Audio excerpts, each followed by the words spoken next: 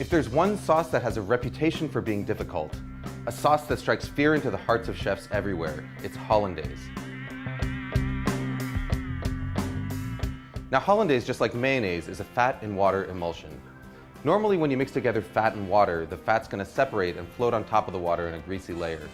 But the key to a successful emulsion is to break that fat up into droplets so tiny that they stay evenly dispersed, causing the liquid to thicken and turn opaque. Traditionally, the way that you do this is by whisking together egg yolks and lemon juice in a double boiler until they're hot and frothy, and then slowly whisking in butter in a thin and steady stream.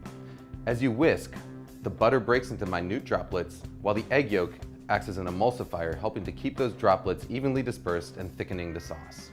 What you get is a creamy, smooth sauce with a rich texture and mild flavor that's perfect for vegetables, fish, and eggs. But there's a lot of ways it can go wrong.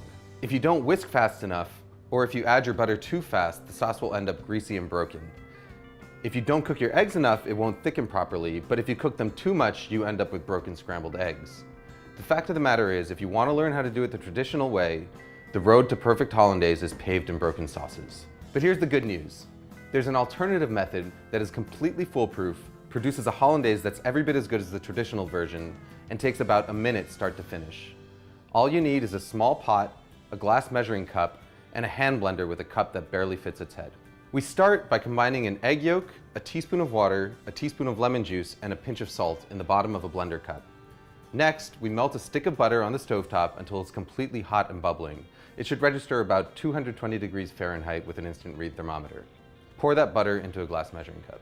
Now all we've got to do is stick the hand blender into the cup, start it running, and then slowly drizzle in our butter. As the hot butter hits the eggs, they start to cook.